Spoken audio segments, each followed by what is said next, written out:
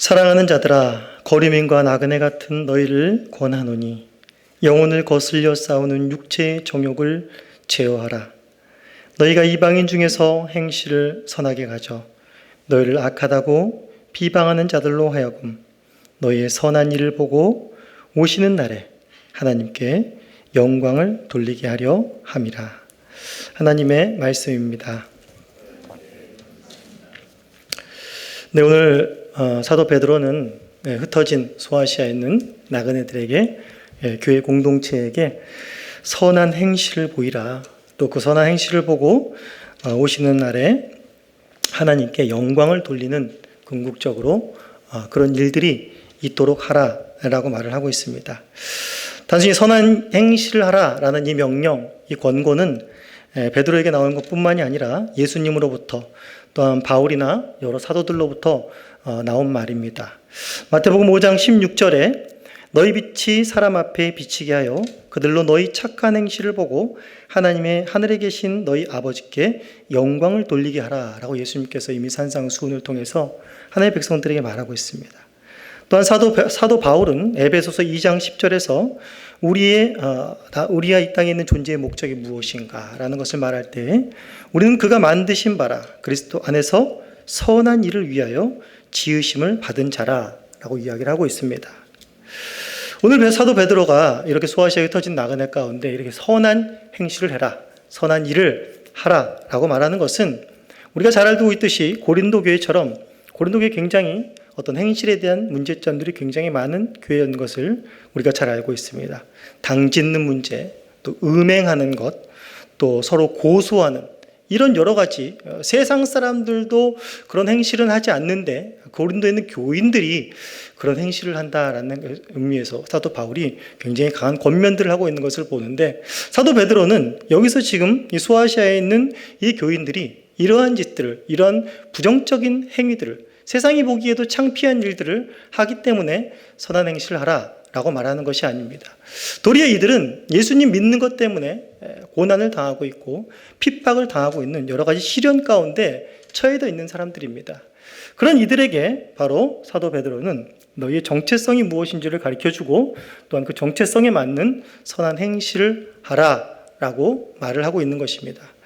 사실상 오늘날에 이런 말들이 좀 많이 있습니다. 본캐, 부캐 이런 말을 좀 TV를 보신 분들은 좀 아실 텐데 저만 TV를 본 이런 사례가 된 것 같아서 죄송합니다.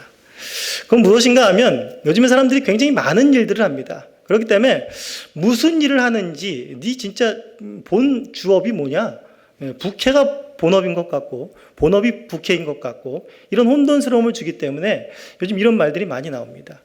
예전 어떤 교수님과 함께 이렇게 우리 목회자들이 함께 공부하는 그 모임들이 있었는데 거기서 이제 목회자들이 이제 점심 식사를 하면서 막 커피에 대해서 전문적인 이야기를 막 하는 겁니다.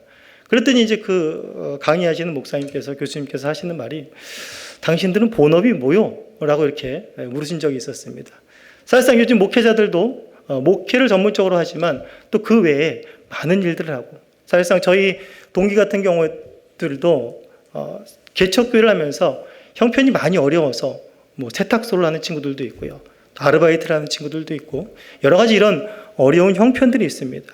오늘 소아시아에 있는 사도 베드로가 편지를 띄운 이 소아시아에 있는 교회 공동체 가운데서도 어려움과 핍박과 여러 가지 시험이 있는 상황 가운데입니다. 그런 혼돈스러운 가운데서 흔들릴 수 있는 것은 무엇인가 하면 정체성입니다. 내가 이 땅을 어떻게 살아가야 되며 이 혼돈스러운 가운데 어떻게 살아가 휩쓸리지 않게 살아갈 수 있을까라는 것은 정체성을 분명히 붙드는 데 있습니다. 그 정체성을 붙들 때에 비로소 내가 어떻게 살아가야 되는가, 그리고 어떻게 선한 행실을 해야 되는가라는 그 방향과 그 표대가 정해지게 되어 있습니다. 그렇기 때문에 사도 베드로가 오늘 흩어진 나그네들에게 바로 너희가 선한 행실을 하라라고 말하는 것은 바로 또 너희들의 정체성을 또 확인시켜 주는 것은 단순히 너희들의 어떤 문제가 있기 때문이 아니라 이 어렵고 혼란스러운 시대 가운데 세상에 휩쓸려 내가 누구인지 모르고 세상 가운데서 정체성을 잃어버린 부캐로 살아가는 자들이 아닌 너희들의 본캐가 무엇인지를 바르게 깨닫고 그 길을 힘있게 역동적이게 살아가라는 그런 권면 가운데 있는 것입니다. 사실상 너희가 선한 행실을 가져라 라고 이렇게 어떤 행동을 촉구하기 이전에 먼저 알아야 될 것은 그 행동을 하는 그 사람이 누군가라는 그 정체성입니다. 그 정체성을 오늘은 11절에서 보지 않고 먼저 9절에서 확인해 보도록 하겠습니다. 2장 9절에 보시면 사도 베드로는 성도들의 정체성을 이렇게 말합니다. 그러나 너희는 택하신 족속이요 왕같은 제사장들이요 거룩한 나라요 그의 소유가 된 백성이다 라고 이렇게 굉장히 거창하게 이렇게 말을 해주고 있습니다. 각별히 오늘 우리가 살펴볼 것은 왕같은 제사장들이라 라고 말한 이 신자의 정체성입니다. 이 왕같은 제사장이라는 신자의 정체성을 통해서 어떻게 우리가 바른 행실로 선한 행실로 살아가며 하나님께 영광을 돌릴 수 있는 삶을 살게 되는가라는 것을 알아보도록 하겠습니다. 우리가 옛날에 축복송도 많이 했고요. 너는 택한 족속이요 왕같은 제사장이요 거룩한 나라요 라고 하면서 우리에게 굉장히 친숙한 왕같은 제사장이라는 것은 친숙한 말로 다가옵니다. 그러나 이것이 우리의 현실 속에서는 어떻습니까? 저도 예전에는 이런 축복송을 듣고 그런 말을 들었을 때는 굉장히 감성적으로는 좋다, 좋은 말, 굉장히 고급진 말, 거룩한 말, 그런 사람이다. 내가 왕같은 제사장이다. 라고 하면 뭔가 붕 뜬 듯한 그러면서도 왠지 좋은 어떤 감성적인 면에만 머물렀던 것이 사실입니다. 현실과는 약간 동떨어져 있는 느낌이죠. 사도 베드로가 이러한 정체성을 말하는 것은 단순히 감성적인 어떤 위로, 어떤 값싼 위로만을 주기 위한 것이 아니라 바로 너희들이 왕같은 제사장이라는 정체성이 무엇인지를 바르게 할 때, 그 정체성 위에 설 때 너희들이 여러 가지 시험과 환난 속에서도 너희들이 신자됨을 잃지 않고 거기서 역동적인 하나님의 사람으로 하나님의 은혜를 누리며 살아갈 수 있다라는 것을 오늘 본문 속에서 이야기해주고 있습니다. 그렇다면 왕 같은 제사장의 의미를 먼저 이 땅에 오신 왕이시며 또한 제사장으로 이 땅에 오신 예수님을 통해서 먼저 한번 살펴보도록 하겠습니다. 예수님이야말로 이 땅에 어떤 분으로 오셨습니까? 왕으로 오셨고 예수님은 동시에 제사장으로 오셨습니다. 예수님이 왕으로 오셨는데 어떻게 오셨습니까? 그 모습이 어떠하셨었죠? 우리가 생각하는 화려한 권력을 쥐고 왕궁에서 태어나고 그러한 우리가 생각하고 있는 그러한 왕의 모습은 아니었습니다. 왕으로 오셨지만 가장 낮고 천한 곳에 그리고 가장 낮고 비천하고 흑암 가운데 있는 그 백성들에게 오신 분이 바로 예수님이었습니다. 즉 예수님은 군림하는 왕, 정치적인 왕이 아니라 섬기는 왕으로 이 땅에 오신 것입니다. 또한 예수님은 동시에 제사장으로 오셨습니다. 제사장으로 오셔서 어떻게 했습니까? 인간과 하나님 사이에 죄로 말미암아 끊어진 관계를 연결하는 놀라운 구원의 사역을 이루셨습니다. 제사장이 어떻게 그런 사역을 이룰 수가 있었습니까? 바로 예수님은 제사장인 동시에 어떤 분이셨습니까? 바로 예수님은 제물이 되셔서 단번에 자신을 들이심으로 그 보혈로 말미암아 하나님과 인간 사이에 막혔던 담을 어시고 하나님께 인간이 온전히 나아갈 수 있는 제사장의 역할을 온전히 하신 분인 것입니다. 그러므로 성도들이 왕같은 제사장이라고 하는 말은 즉 예수님과 먼저 연합된 존재라는 것을 상기시키는 것입니다. 연합된 존재인 동시에 예수님이 오셔서 이 땅에서 하신 사역들을 그대로 이어받는 자들임을, 그대로 그 고귀한 직분들을 이어받아 그 사역들을 이어갈 자임을 하나님께서 말씀하신 것이고 사도 베드로가 오늘 그러한 의미로 말씀하신 것입니다. 그렇다면 오늘 먼저 우리가 살펴볼 것은 바로 제사장이라는 사역을 먼저 살펴보도록 하겠습니다. 제사장이란 어땠습니까? 구약시대 때부터 제사장은 아무나 될 수가 없었습니다.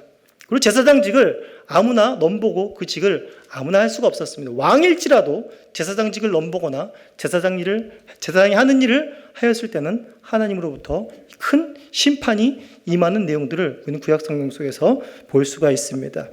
제사장은 특별히 하나님께서 택한 레위 족속 중에서만이 될 수 있었습니다. 그것도 아론의 계보를 통해서 그 제사장직이 이어가도록 하나님께서 특별히 주신 것입니다. 그런데 이 특권, 특정한 어떠한 사람, 어떠한 족속만이 할 수 있는 것을 이제 누구도 하게 됐습니까?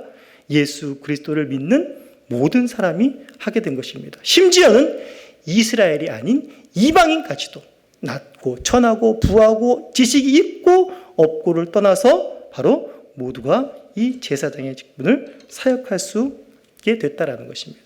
즉 사도 베드로가 지금 시련과 고난 가운데 여러 가지 시험 가운데 처해 있는 이 흩어진 나그네들에게 너희들이 바로 제사장이다 라는 정체성을 일깨우는 것은 무엇인가 하면 너희들을 막는 아무리 어려운 것들이 아무리 어려운 시련과 높은 담이 있을지라도 너희가 결코 하나님 앞으로 나아가는 것을 막을 수가 없다라는 것입니다. 무엇 때문에요? 너희는 변하지 않는 제사장의 정체성을 입었기 때문에 너희는 어디를 가든지 누구든지 그리스도를 믿는 자는 제사장이라는 정체성이 있기 때문에 그 정체성으로 말미암아서 바로 하나님의 은혜로 말미암아서 너희들 하나님 앞에 담대히 나아갈 수 있고 하나님으로부터 오는 위로와 힘과 소망을 얻을 수가 있다라는 것입니다. 하나님의 백성들에게 하나님께 나아가는 것만큼 특별한 특권과 풍성한 은혜는 없습니다.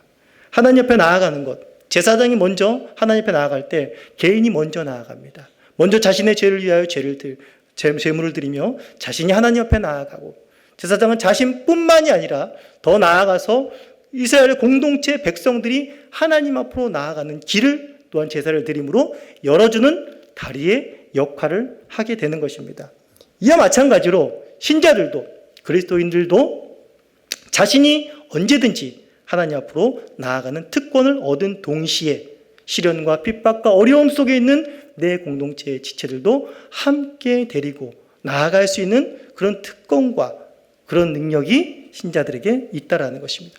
더 나아가 이들이 구원받은 것처럼 믿지 않던 이방인들이 바로 이방인들에게 복음을 전하여 그들이 또한 주님 앞으로 나아갈 수 있는 그들이 또한 주님 앞에 제사장이라는 정체성을 그 은혜를 얻을 수 있는 그 길로 인도할 수 있는 그런 자들로 너희가 변화되었다. 너희의 정체성은 그러한 것이다 라고 하면서 흩어진 나그네들에게 위로와 힘과 소망을 주고 있는 것입니다. 그래서 종교개혁 시대 가운데 하나님의 백성들에게 가장 큰 기쁨과 가장 큰 감사로 다가온 것 중에 하나가 무엇입니까? 바로 만인 제사장이라는 것이었습니다. 우리 마틴 루터가 말한 만인 제사장이라는 것을 우리가 모두 잘 알고 있습니다. 어떤 것입니까? 하나님께 나아가는 것은 어떤 특권 계층만, 하나님의 성경의 말씀을 읽는 것은 어떤 특별한 사제들만이 소유가 아니라는 것입니다.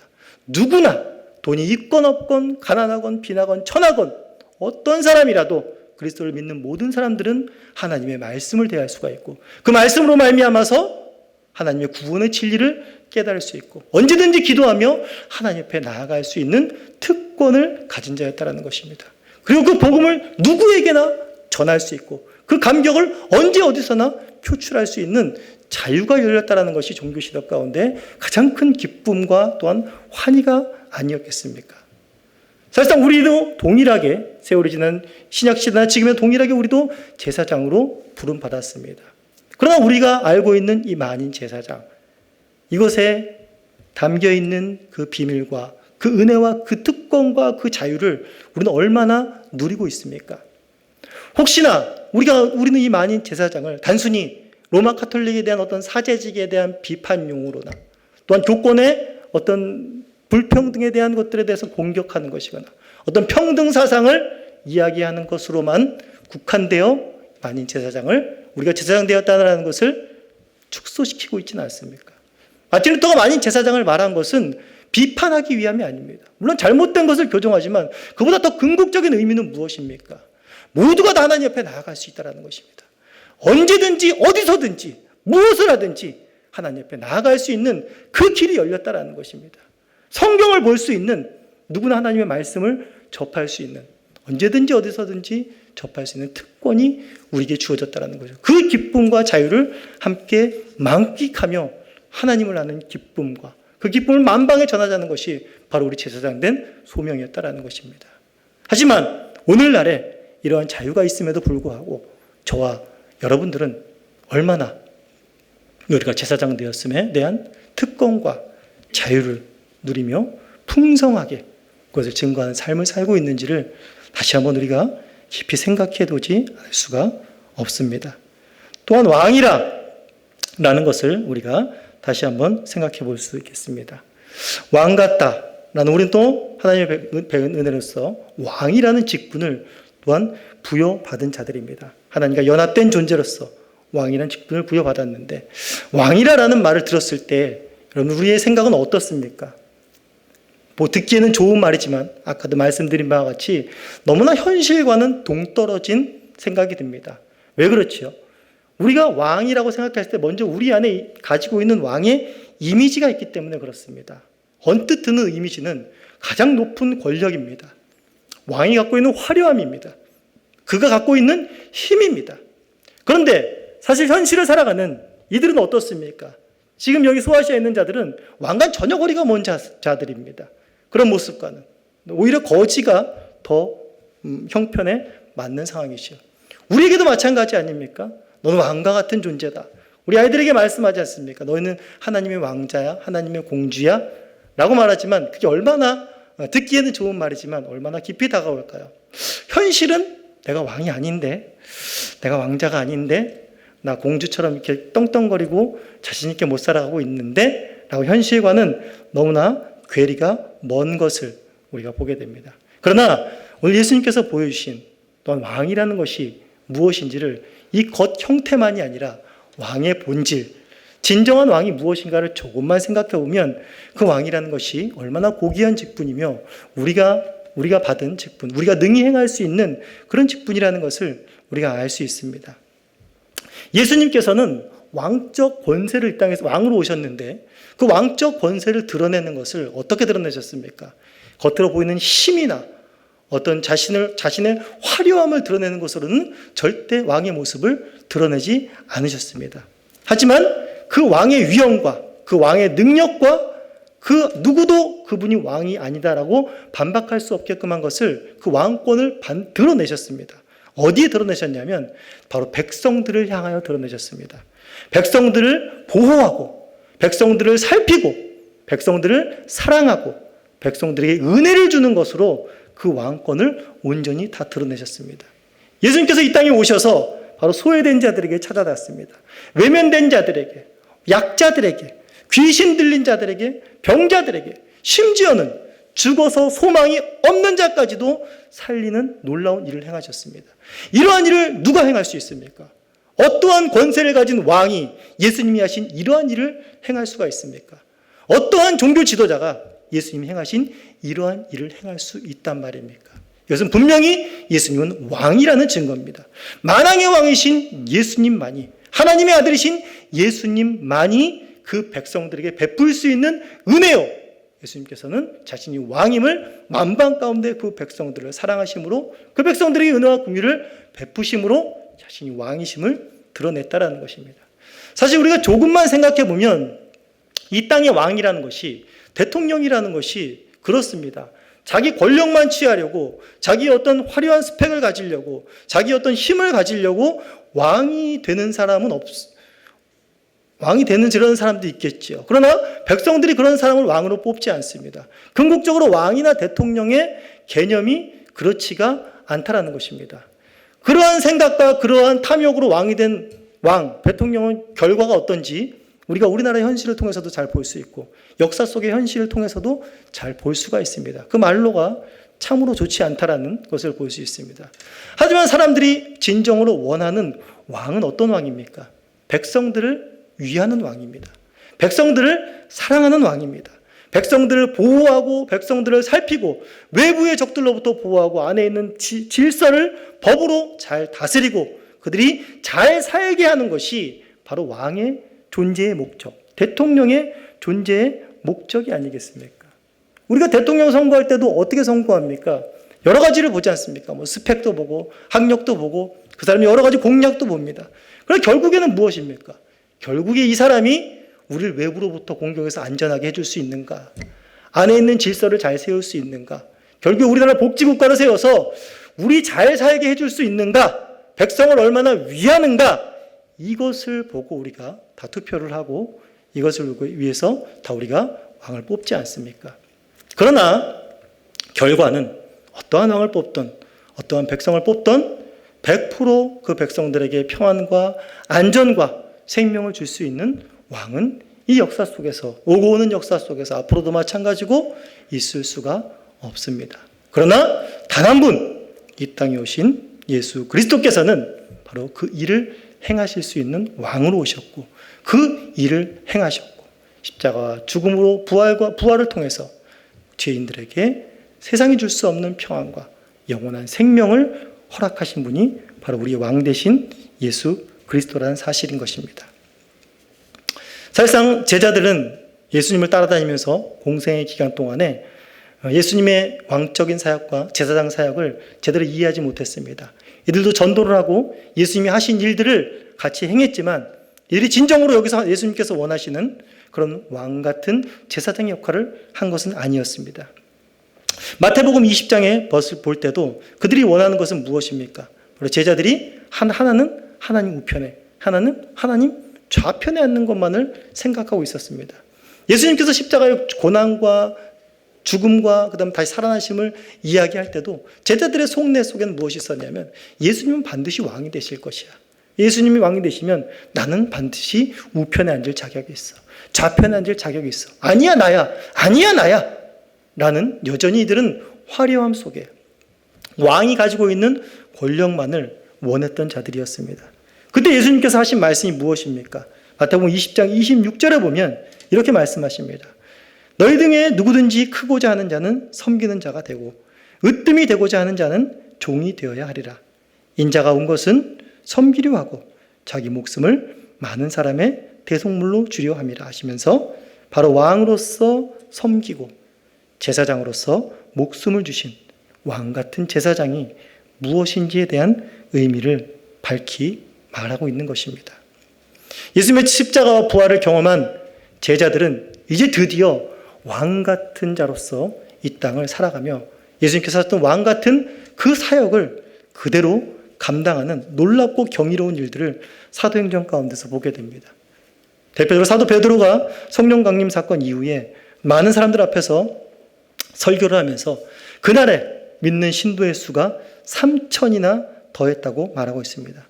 그래서 베드로는 병자들을 또한 일으키고 나면서부터 일어나 성전 미문에 있는 안진뱅이를 일으켜버리는 그러한 놀라운 예수님이 했던 그러한 놀라운 역사들도 일으키게 됩니다.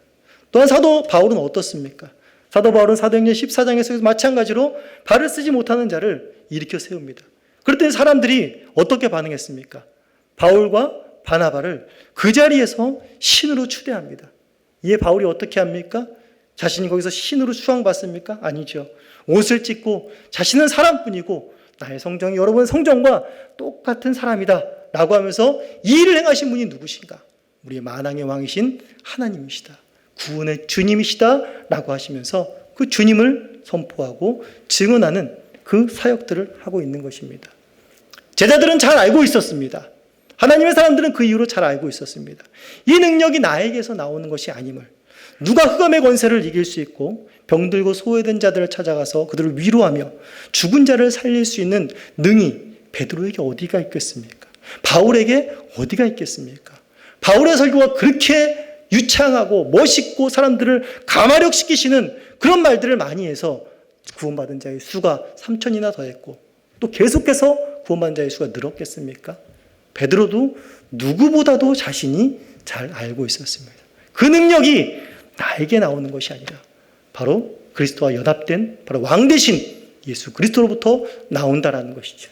그렇기 때문에 바울도 마찬가지고 베드로도 마찬가지고 자신들이 위대한 하나님의 왕적 사역들을 감당하지만 그 앞에서 한없이 겸허할 수밖에 없는 것입니다. 동시에 겸허한 동시에 그들은 영예스러운 것입니다. 영광스러운 것입니다. 나 같은 사람을 통해서 이러한 왕적 사역들이 일어난다. 그 사역에 동참케 하신다라는 것입니다. 제사장의 사역과 마찬가지로 왕이라는 직분 역시 특별한 어떤 사람만이 되는 것이었습니다. 하나님께서 택한 특별한 어떤 한 사람입니다. 그런데 지금 신약에 와서는 그 어떻습니까? 예수 그리스도를 믿는 모든 성도인 것입니다. 특별하게 부름받은 제자, 베드로 같은 사람, 바울 같은 사람만이 아니라는 것입니다. 소외받던 여인도 그렇고요. 이방인도 마찬가지고요. 예수 그리스도를 믿는 모든 사람이 바로 이런 왕 같은 존재가 되었다라는 것입니다. 그럼 왕이신 예수님만이 할 수 있는 그 권세와 능력들을 발휘하고 전파하며 바로 거기서 사람들이 위로받는 것과 힘을 얻는 것과 병자들이 일어나는 사건들을 경험할 수가 있게 됐다라는 것입니다. 우리 지난주에 이제 스승의 날로 이제 교사분들이 앞에 나와서 다 축하를 받고 그랬습니다. 다들 너무나 겸손하셔서 나가기를 굉장히 주저하세요. 너무나 이렇게 나 같은 사람이 이렇게 하시면서 굉장히 겸허하셨는데 그럴 수밖에 없죠. 우리가 교사로서 하나님의 말씀 아이들에게 가르치기 위해서 먼저 그 말씀의 양식을 먹고 세상처럼 자신이 하나님 앞에 충만히 나가나가 교제하고 그 말씀으로 또한 아이들을 양육시킵니다. 그 양육시킬 때에 당장은 변화된 것 같지 않지만 그 아이들이 분명히 변화가 된다라는 것입니다. 그 변화시키시는 분이 바로 하나님이시기 때문에 그럽니다. 언제 어느 시점인지는 알지 못하지만 그것이 아이들에게 양육이 되고 또한 그 아이들에게 생명이 되고 그 아이들이 자라는 밑거름과 바탕이 되어간다는 것입니다. 우리 선생님들도 이것을 잘 아는 것이지요. 내가 하는 것이 아니라 하나님의 능력으로 하는 것이다 라는 것이기 때문에 겸허할 수밖에 없는 것이죠. 그러나 동시에 무슨 마음을 가졌습니까? 내가 여전히 왕같은 제사장이구나 하면서 영예로울 수 있는 것입니다. 영광스럽고 그 자리에 서는 것이 감격스러울 수 있는 것입니다. 저도 설교를 하고 가면 누군가 이 설교를 듣고 은혜 받았습니다 라는 말 한마디를 하면 굉장히 겸허해지죠. 뭐 때문에 은혜를 받았다는 얘기를 하겠습니까? 제 말에 가마력이 있어서 논리가 너무 좋아서 성경을 너무 해박하게 풀어서 아니죠. 그것 때문이 아니라 이렇게 부족한 자도 이렇게 하찮은 자도 하나님 그리스도를 믿음이 그리스도를 쓰시고 그를 통하여 강단에서 말씀을 전하게 하셔서 하나님께서 은혜를 부어주셨다는 그 사실에 대해서 저는 겸허할 수밖에 없습니다. 그런데 그 말을 들으면 기분이 좋습니다. 기분이 우쭐하는 게 아니라 감격스럽습니다. 영예스럽습니다. 그리고 이 길을 걷는 것이 너무나 잘했다라고 보람이 됩니다. 내가 할 수 없는데 내가 그 왕같은 제사장의 사역을 지금도 감당하고 있다는 것입니다. 우리는 지금도 왕같은 제사장으로 부름받아 우리 교우님들은 모두 다 이 사역들을 충실히 감당하고 있습니다. 우리가 미처 깨닫지 못하고 생각지 못했기 때문입니다.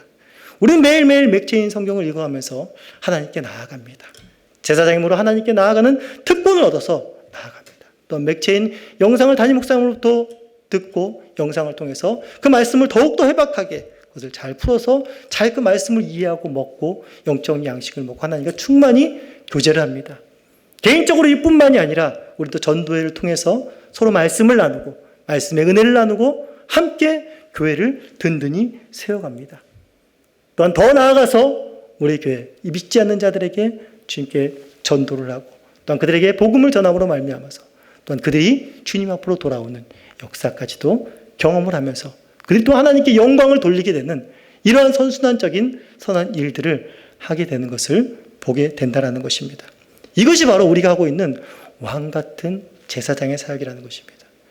내가 하나님 앞으로 나아갈 때 오늘도 하나님 제가 왕같은 제사장으로 살게 하소서. 내가 왕같은 제사장으로 살았구나. 성도가 서로 힘들고 어려울 때에 정체성을 잃어버리고 혼란스러울 때에 서로에게 격려해 주는 것입니다. 네가 왕같은 제사장이라는 것을 우리 교우님이 왕같은 제사장이라는 것을 그 중심을 잃지 않고 왕같은 제사장으로 살아갈 것을 이렇게 낙심하는 분들도 계실 겁니다. 저는 맥체인 이제 6월 달에 내야 되는데 하나도 못 읽었어요. 쓰지도 못했어요. 왕같은 제사장으로서 너무나 부끄럽습니다. 라고 하실 분들도 있으실 것입니다. 그런데 걱정하시지 말으셔야 될 것. 너무나 큰 은혜가 그 안에 있는데 그것이 무엇인가 하면 하나님께서는 왕같은 제사장이라는 정체성을 주었는데도 불구하고 그렇게 살아가지 못하는 너는 필요 없겠구나. 너는 이제 왕같은 제사장에서 제외라고 말하지 않으신다라는 것입니다. 아무리 부족해도 정체성의 혼란을 느껴서 때로는 본캐가 아닌 부캐에 흔들려도 너는 여전히 왕같은 제사장이다 라고 부르고 계시다라는 것입니다. 그렇기 때문에 지금 왕같은 제사장인 나의 정체성을 다시 한번 확인하시고 그 정체성을 결코 무르거나 다시 빼앗아가지 아니하시고 여전히 너는 내 왕같은 제사장이다. 그렇게 살아감으로 말미암아 이 땅에서 너가 힘있게 살아가고 하나님으로부터 오는 힘과 소망을 공급받고 하나님을 증거하는 복된 삶을 살기를 원한다 라는 하나님과의 그런 충만한 교제 가운데 여러분들이 이 한 주간도 강건하시기를 간절히 소원합니다. 이 시간에 우리 같이 찬양하시겠습니다.